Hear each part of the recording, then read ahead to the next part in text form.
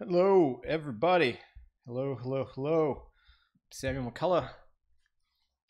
Welcome to another live stream. Today, we're going to take a look at the markets. We're going to talk about a few things. So, let's hop right into it. If you haven't followed me on Twitter so far, it's Traders Insight. Can I zoom in? I can't zoom in here. Unfortunately, I can't zoom in. So it's at traders_insight. It's below in the thing down below. Also, if you like what I'm doing here, make sure to leave a comment. Also, subscribe for always up-to-date comment. Let's take a look at the markets. Here we go. Here's BTC. It's, I guess, we're still above the 21 EMA, but it doesn't look that great on the 12. It kind of think in my head, I think we're about to tail off again down into this lower register of prices.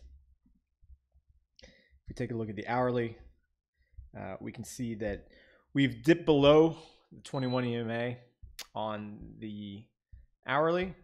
There still is this weird cliff of prices here. So that kind of has me thinking that someone has been shorting a significant amount there, which it seems to be was right here. In this candle, we had 3.482 BTC, and it kind of matches up. No, it doesn't really match up. So I think there's just been a lot of shorts that have been opening at this 64 or 64.50 level. You can see that the shorts have been rising since that last squeeze that we have. We're pretty much back up to the levels that we were at before. Take a look at the daily. It'll be a little bit better, easier to see, right? So we had that short squeeze, but the shorts are still rising. Dishwasher going off. So yeah, what I'm seeing on BTC again, we're trending over, right? We have all this gap to fill.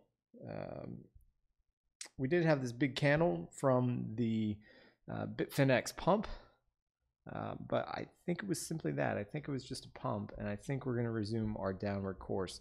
We have this lower register. Let me go to a month, right? So 1 month kind of shows the distribution. So we're up here in this upper register of prices. We have this whole mid-tier level of prices, which we've not actually touched. So I think there's a very high possibility that we could come down and test this 6,200 area.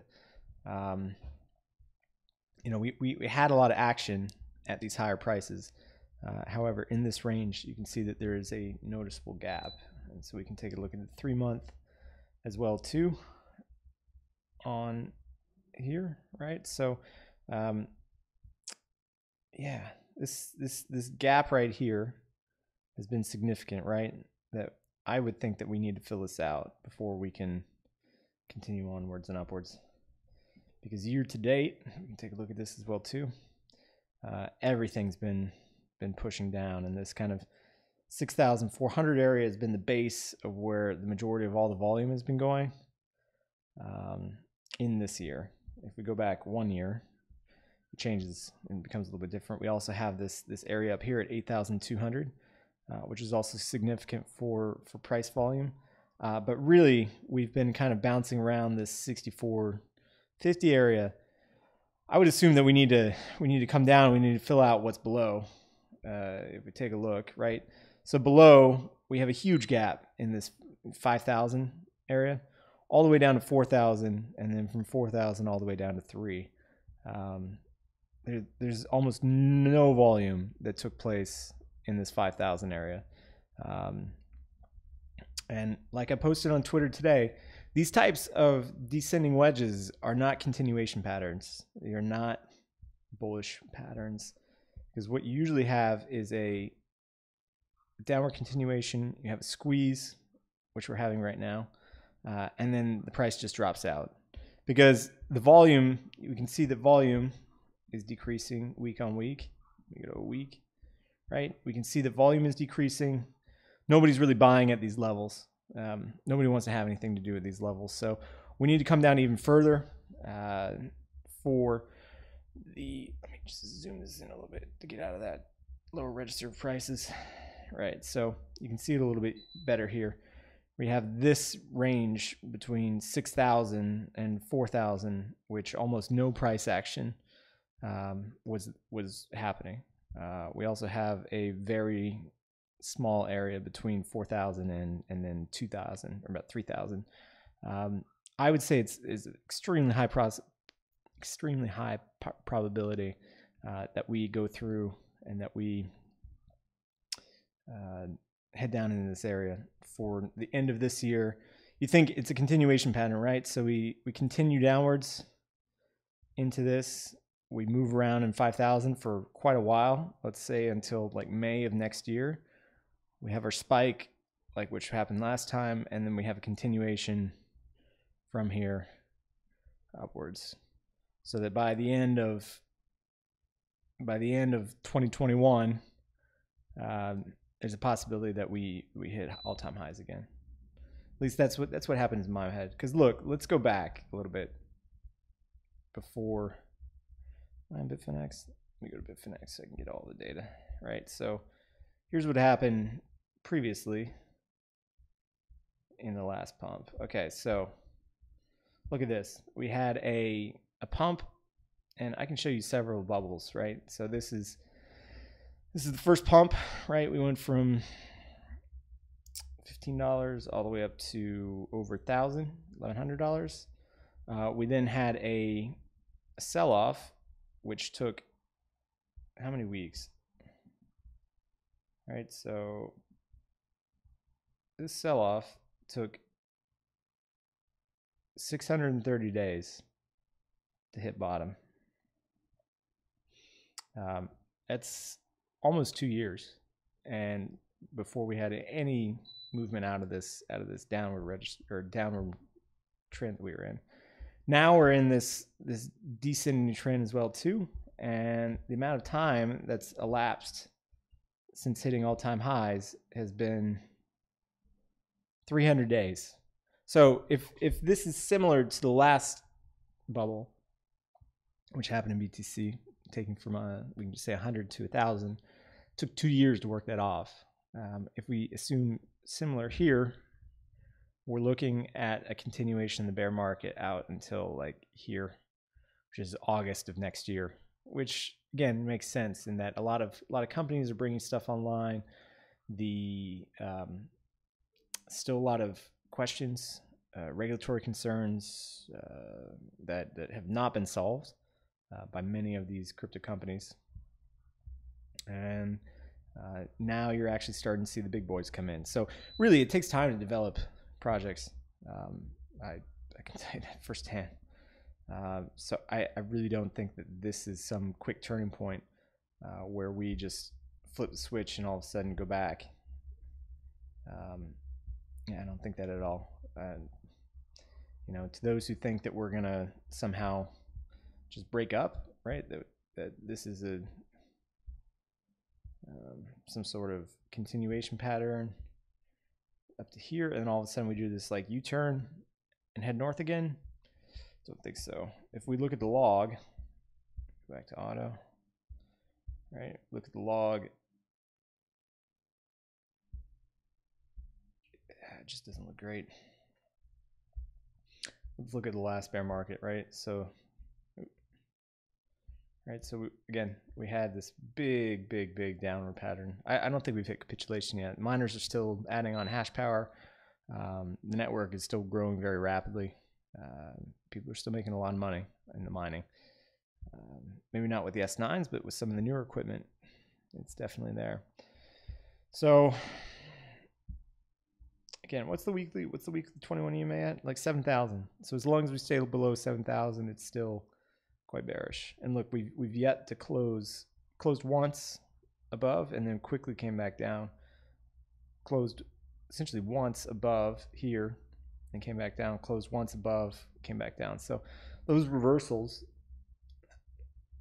out of positive territory, clear signs that we're still in this. So let me go back to the 1 hour.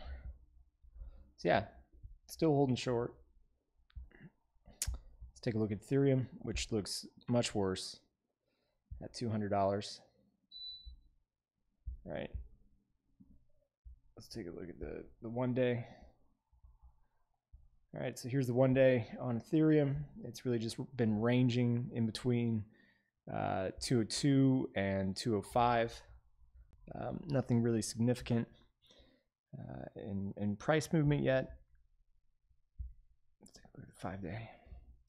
Here's the 5 day chart.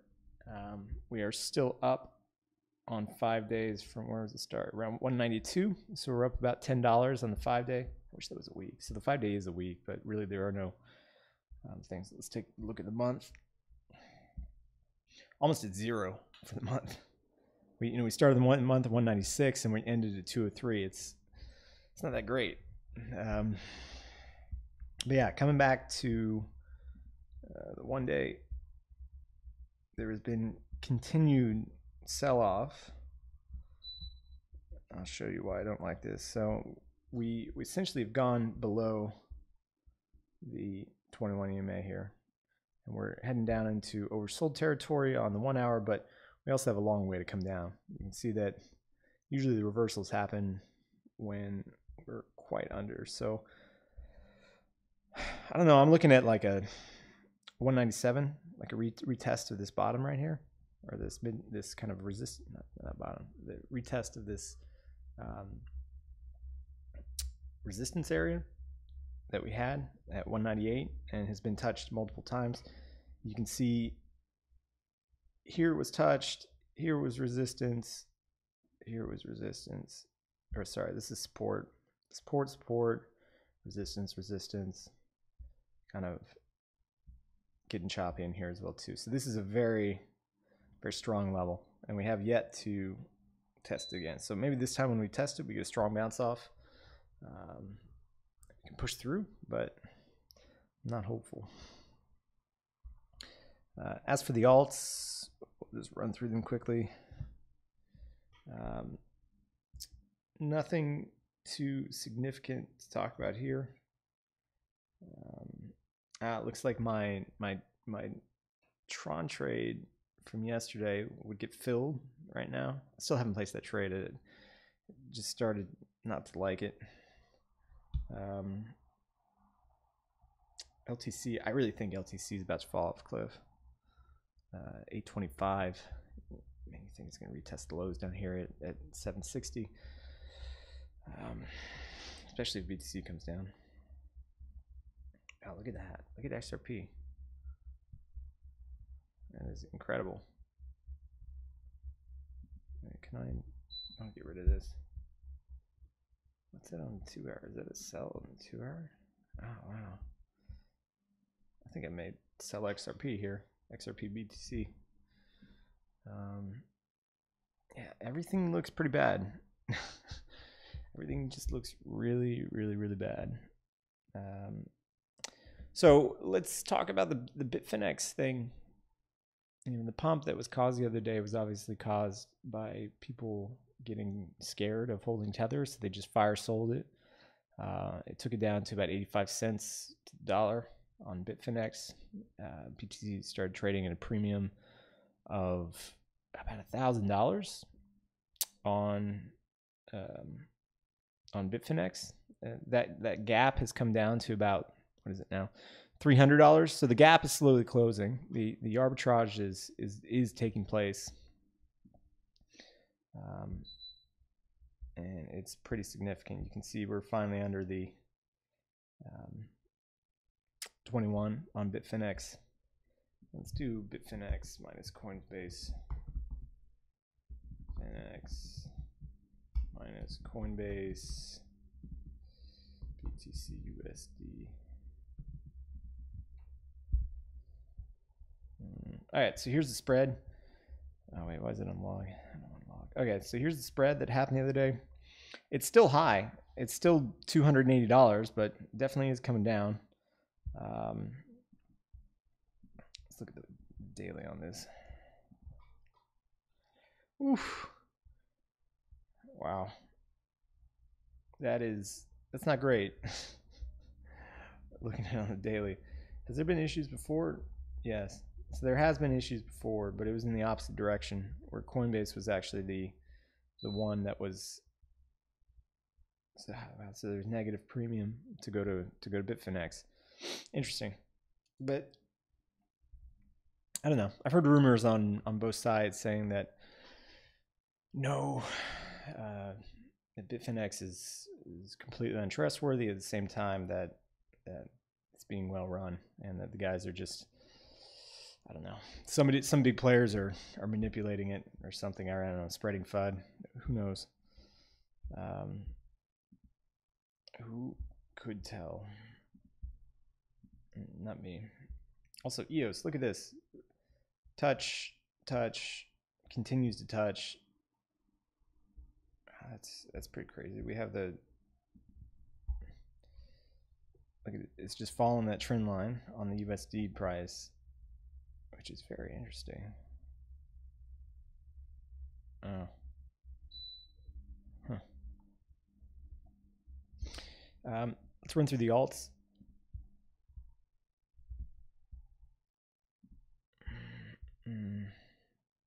Alts are pumping. Whoa. Holy shit. Quantum. Wow. Whoa, something that must be news driven. Look at that. That is incredible. Whoa. Wow. Also, wow.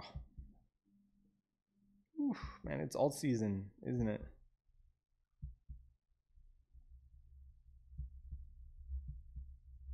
Wow. Someone's pumping. Also, one. It's one's back in the green on the daily, but man, look at that. Look at quantum. Holy shit. 15% on the day. That's a buy and a pullback. When and if there is one. Let's take a look at the 5-minute chart. Yeah, if there's a pullback to like 600, whew, and oh wow.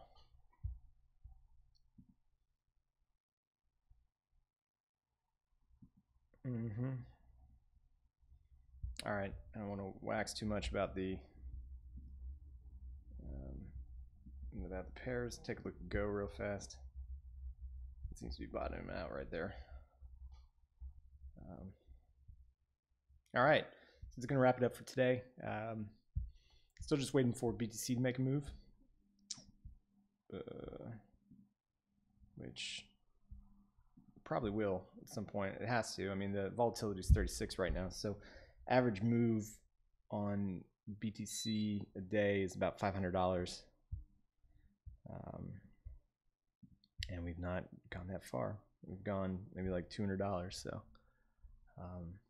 just waiting for something to happen.